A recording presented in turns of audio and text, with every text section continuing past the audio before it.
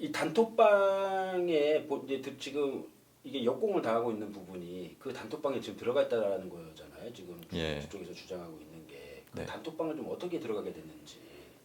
예. 일단은 제가 지금 공익신고자 신분이어가지고 뭐 아직 제 신상을 공개할 생각은 없습니다만은 혹시나 나중에 제가 뭐 이걸 제가 공개가 됐을 때, 제가 스스로 이걸 공개했을 때를 대비해서 미리 녹화를 하는 것입니다.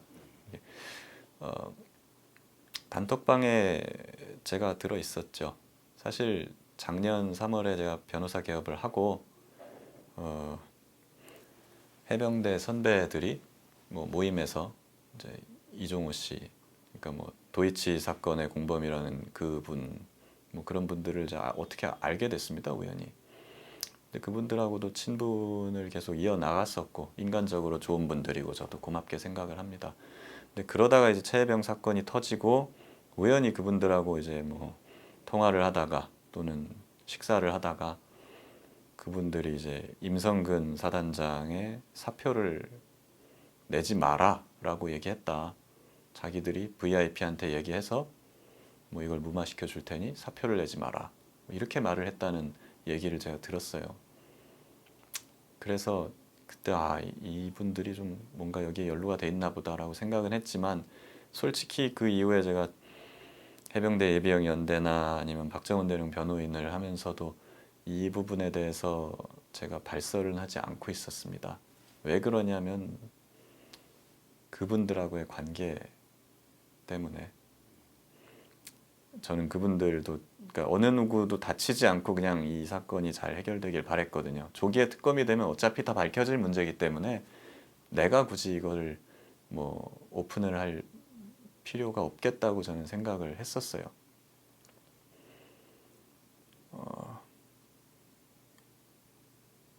그런 부분이 있었고 그리고 그런데 이제 거의 저는 처음에는 한 3, 4개월 정도면은 사건이 좀 일단락되지 않을까 하고 생각했었는데 이게 대통령실이나 뭐 정부 여당의 어떤 극렬한 반대 때문에 1년 이상을 끌고 특검도 거부권을 2번이나 행사를 하고 이런 상황까지 오게 됐습니다. 그런 상황에서 이제 통신 기록 삭제가 이제 거의 기정사실화 됐고요, 지금. 그리고 1년째 박정은 대령 고통받고 또 일주기가 되는 최혜병의 부모님 그분들의 심정은 뭐 상상할 수가 없죠. 이런 걸 보면서 과연 내가 알고 있는 이거를 계속 이야기를 안 하고 있는 것이 맞는가? 라고 했을 때 일주기가 넘어가는데도 내가 이거를 숨기고 있는다고 한다면 최혜병 부모님, 최혜병하고 그 이제 유가족분들 그리고 박정은 대령한테 내가 죄 짓는 것 같다는 생각이 들더라고요. 저 스스로한테도 떳떳하지 못할 것 같고 그래서 이걸 공개를 하기로 했습니다. 근데 이게 이제 저쪽에서 또 공격 포인트가 이제 공익 제보자라는 거를 지금 아주 공격을 하고 있잖아요. 예, 박정훈 대령이 변호인 활동을 하는데 어떻게 공익 제보할 수 있느냐, 또 JTBC하고 뭐 정원 유착하고 있는 거 아니냐, 뭐 이런 식으로 지금 공격을 하고 있는 거 아니에요? 예. 그 녹취 파일을 그러면 이미 갖고 있던 기간이 상당했는데 그 왜 이제 와서 이렇게 공개를 하게 좀 더 그러면 처음부터 아예 공개를 더 했을 예. 수도 있지 않았나 싶은데. 근데 뭐 미리 사실은 제가 너무 늦게 공개한 것이죠. 예, 그 부분에 대해서는 이제 최혜병 부모님하고 박정훈 대령이나 이런 국민들한테는 제가 죄송합니다. 제가 용기가 없어서 너무 늦게 공개하게 된 것인데 먼저 했으면 좋았겠죠. 근데 다만 이것을 뭐 정원유착이라고 하는 쪽의 주장도 그러니까 다만 그쪽 주장은 사실이 아닌 것이 굉장히 많습니다. 제가 사실은 제 주변에 아주 친한 사람들 또는 제가 아주 친하게 지내는 이제 언론인 몇 명한테는 제가 작년에 이 이야기를 했고 올해 초에도 이런 이야기를 했었어요. 그래서 사실 이제 그 얘 카톡방 같은 경우에는 뭐 그 전에 이미 건너가 있었던 상황입니다. 다만 제가 그걸 공개할 용기가 없어서 갖고만 있고 혹시나 뭐 추가적인 취재나 사실관계를 통해서 당신들이 이걸 밝혀낼 수 있다면 참고해라 라는 차원에서 이미 얘기를 했던 거고요. 그 당시에는 제가 박정훈 대령의 변호인도 아니었습니다. 그러다가 제가 박정훈 대령의 변호인이 되고 이번에 입법청문회를 가게 되고 거기서 어떤 국회의원이 이제 도이치모터스 공범에 관한 뭐 질문을 한 거예요. 임성근 사단장한테. 그걸 계기로 이제 그 언론이 가지고 있던 거를 보도한 것이지 제가 뭐 이것을 사전에 뒤에서 다 짜맞춰 가지고 뭐 언론에 제공을 하고 뭐 국회의원실을 뒤에서 움직여 갖고 질의를 하고 한 것은 전혀 근거가 없고 예, 사실도 아닙니다. 그 지금 이제 여론이 인터넷에서 지금 떠돌고 있는 여론 중에 하나가 이제 이게 처음에는 다 공수처에서 나온 건 줄 알고 사람들이 알고 있었다 뭐 이런 식 예. 반응이거든요. 근데 알고 봤더니 A 씨가 뭐 누구야 이제 실명이 나오고 이런 상황이 됐는데 시기적으로 이런 상황이 되면 조금 더 빨리 이거를 좀 해명을 하고 소명을 좀 해야 된다 될 것 같은데 이렇게 시기를 조금 늦추는 이유가 뭐가 다른 이유가 있나요?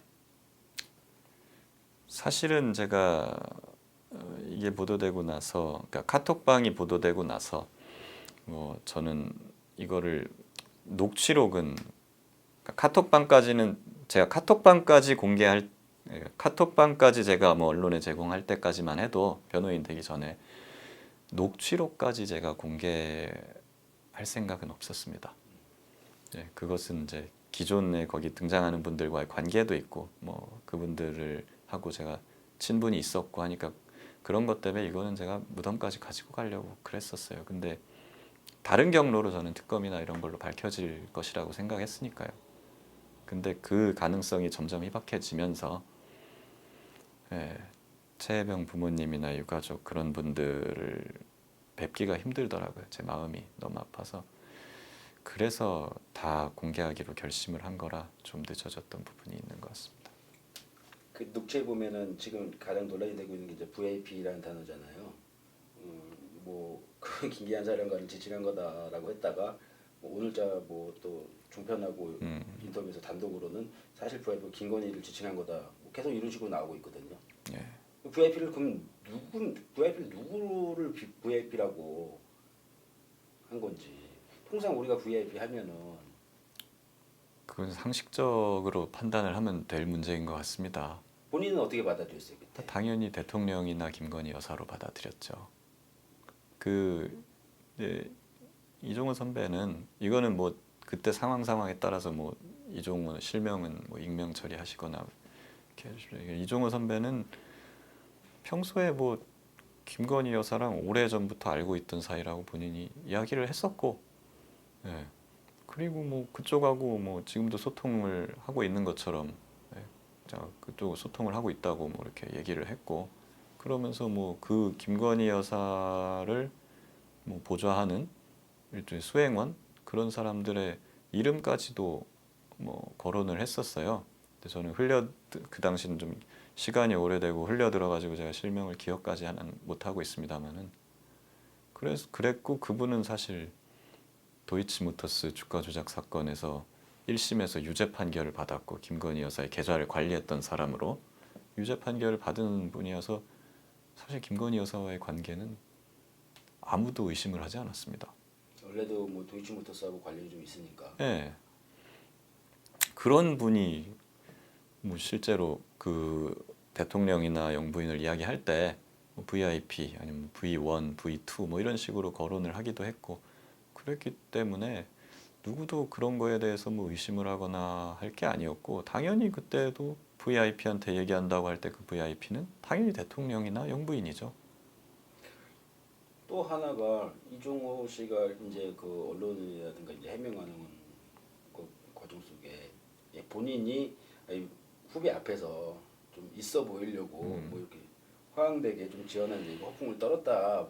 이 본인을 죽이는 이야기를 그렇게 했어요. 납득하세요? 저는 저도 사실 그게 사실이 아니, 저도 사실 그냥 그게 허풍이었으면 좋겠습니다. 왜냐하면 저도 그분한테 어떤 인간적으로는 예, 좋은 감정을 갖고 있어요. 저한테 잘해주셨고 서로 친했고 그랬기 때문에 저도 그분이 다치기를 바라지 않았고 그렇기 때문에 사실 이 모든 것이 그분의 허풍이어서 그냥 해프닝으로 끝나면 그분은 다치지 않잖아요. 저도 그냥 차라리 그랬으면 좋겠습니다. 예. 근데 그 부분은 본인은 그러니까 근데 그랬다면 왜 굳이 VIP는 김건희 여사가 아니라 해병대 사령관이었다고 그렇게 무리한 변명까지 하면서 이걸 막으려고 하시는지 그게 잘 이해가 안 됩니다. 그 아까 전에 처음에 이거를 이제 공개하기 전에 몇몇 신분 있는 기자들한테 이 내용을 먼저 이야기를 좀 했다라고 아까 얘기를 했잖아요. 예. 그러면 그때 그 기자들은 그 내용을 전달받고 왜 보도를 안 했나요? 기사를 쓰거나. 그때는 제가 카톡방까지만 언급을 했습니다. 카톡방까지. 예. 그 왜냐하면 이제 녹음 파일은 제가 무덤까지 가져가려고 그랬기 때문에 카톡방까지만 언급을 했고 추가적으로 알아볼 수 있으면 알아보시라라고 제가 했어요. 근데 이제 그 언론인들 입장에서는 그것만 가지고서는 조금 부족하니까 추가 취재가 필요하다고 그때 판단을 했고 그래서 그것은 당분간은 보도를 하지 않고 본인들이 이제 추가적으로 알아보는 것으로 그렇게 얘기가 된 겁니다. 재료가 조금 부족하니. 그럼 아까 그 얘기 이제 마지막으로 여쭤볼게요. 지금 이런 상황에서 공교롭게도 이렇게 이 상황이 이렇게 흘러갈 거라고 예상을 못했던 것 같아요. 지금 본인도. 네. 사실 어디- 사실 이제 녹음 파일을 제가 공개하거나 하는 거는 좀 더 좀 더 뒤에 하려고 그랬었습니다. 왜 그러냐면 제가 고객 신고를 했잖아요. 그러면 저도 검사를 했던 입장에서 제보를 받았으면 수사를 할 거 아닙니까? 근데 수사 준비하는 데는 시간이 필요해요. 그리고 수사는 은밀하게 이루어져야 되죠. 그러니까 저도 최소한 공수처가 여기에서 어떤 전면적인 강제 수사나 이런 거에 나설 때까지는 뭐 이거를 공개하지 않고 그냥 기다리고 있었습니다. 같은 저도 수사기관에 있었던 사람으로서 그걸 기다리려 했는데 뭐 여러 가지 경로로 언론들이 이거를 취재를 해서 먼저 밝혀버렸죠. 동아일보에서. 그래서 그냥 뭐 저도 일정을 앞당겨서 공개하게 됐습니다. 공수처만 믿고 있다가는 안 되겠다. 그렇죠. 이제 그러니까 공수처가 최소한 압수수색이나 이런 거에 나설 때까지는 가만히 있으려고 했었죠. 근데 이제 저는 가만히 있었는데 어떤 언론에서 공수처를 먼저 취재해서 거길 뚫어서 동아일보에서 기사를 내버린 거예요. 예. 그 아까 그 얘기 지금 하면서 요즘 좀 굉장히 좀 심정이 좀 복잡하고 뭐 모르는 메시지로 협박 메시지가 좀 많이 들어온다고 했잖아요. 예, 뭐 제가 아는 분을 통해서 누군가가 저를 죽여버릴 거라고 했다는 말도 전해 들었고, 그리고 뭐 보면 발신번호 표시 제한이라든가 뭐 모르는 번호로 전화가 굉장히 많이 옵니다. 근데 뭐 그래서 저도 그렇고 혹시나 제 가족들한테도 혹시 뭐 해코지를 하지 않을까 하는 좀 막상 이렇게 되니까 좀 무섭긴 하더라고요. 네. 그래서 처음에 좀 많이 위축되는 많이 제가 위축이 되는 그런 게 있었습니다. 지금도 뭐 솔직히 전혀 불안하지 않다라고 하면 거짓말이고요. 여기까지 이렇게 상황이 이렇게까지 흘러와서 이런 상황이 될 거라고는 전혀 예측을 못하셨네요. 예, 본인은 이 상황이 어떻게 전개가 될 거라고 예상을 했던 거예요. 저는 그냥 제가 겪었던 사실. 예, 저는 예를 들면 뭐 이종호 선배가 진짜로 대통령한테 가가지고 로비를 했다라는 그런 얘기를 하는 게 아니잖아요. 다만 그랬을 개연성이 있으니 개연성이 있는 그런 사실을 저는 그냥 제보하는 입장이잖아요. 그러니까 그거는 제가 이제 제보를 했으면 그 뒤에는 뭐 언론이나 수사기관에서 수사를 통해서 진실을 밝혀주길 바라는 차원에서 이걸 공개한 겁니다. 그냥 그렇게 갔으면 되는 거라고 생각합니다. 그렇게 가면 되는 거라고 생각하고, 근데 이제 그게 순리인데 그 다음부터는 이제 저 자신에 대한 메신저에 대한 음해와 공격이 시작되더라고요. 이런 부분은 솔직히 제가 그렇게 예상을 하지 못했고, 그 부분은 당황스럽기도 하고 그렇습니다. 대통령실에서는 어쨌든 부인을 했어요. 대통령실 부인했고 이종호 당사자도 뭐 대통령이 아니다. 예. 뭐 허풍 떠든 거다. 이러다가 뭐 김건희 지지 계속해서 상황이 좀 바뀌고 있는 상황이 예. 이 메시지 하나 가지고 어쨌든 정치적으로 엄청난 공방이 지금 이제 오고 가는 상황이 됐거든요. 근데 그러면 어쨌든 이제 이게 진실 여부는 좀 가려져야 될 거 아니에요. 그래서 특검을 하자는 겁니다. 지금 모르는 거잖아요. 임성근 사단장을 구명하기 위해서 대통령이 왜 경로를 했는지 모르는 상황이고, 제가 제보한 내용이 사실일 수도 있고 또 물론 아닐 수도 있습니다. 그러니까 이거를 밝히기 위해서는 현재 수사를 할 수밖에 없는 상황이잖아요. 근데 공수처의 수사는 인력으로 보나 자원으로 보나 여러 가지가 부족한 상황이고, 그리고 나중에 제가 알게 된 사실인데, 제가 제보를 하고 나서 공수처 수사팀에 있던 검사 한 분이 이종호의 변호인이었다고 하더라고요. 네, 그렇게 생각. 예. 그러니까 전 좀 황당하기도 했는데, 이런 상황에서 제대로 이 사건을 공정하게 수사할 수 있는 기관은 특검밖에 없습니다. 그래서 저는 이제 특검을 통해서 진실을 밝혀야 된다. 예, 그런 주장을 하는 겁니다. 이게 이제 어쨌든 뭐 그럼 특검을 가든 아니면 이 부분을 따로 또 수사를 뭐 하게 되든 보니까는 뭐 따로 수사도 할 개연성도 분명히 있어 보이더라고요. 예, 예. 그렇게 돼버리면은 참고인 신분에서 본인이 또 피의자 신분으로 전환될 수 있는 시나리오도 충분히 나올 수 있을 것 같기도 해요. 어떻게 예. 뭐 소위 엮느냐에 따라서. 그렇죠. 뭐 요즘에 이제 명예훼손으로도 사람을 구속시키고 하는 네. 시절이니까. 그렇지만 근데 전 그렇게 생각합니다. 저는 잘못을 한 게 없고 내가 아는 사실을 제보했을 뿐인데 뭐 두려울 게 있습니까? 그냥 당당하게 가면 되겠죠.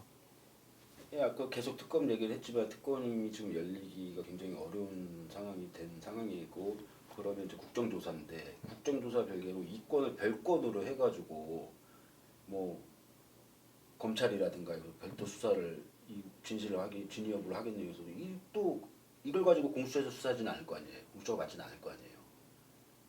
어떤 걸? 이 지금 메시지 이 카톡 이 메시지 가지고 아까 얘기했던 명예훼손이라든가 이걸 적용을 시켜서 예, 그럼 따로 수사를 하게 되면 검찰에서 또 수사를 예, 뭐 검찰에서 할 수도 있고 경찰에서 할 할 수도 수 있을 있고. 거 아니에요. 그렇게 되면은 피의자에서 아니 저 참고인에서 제보자에서 피의자로 이렇게 전환될 수 있는 상황이 분명히 여지가 전혀 없는 건 아니잖아요.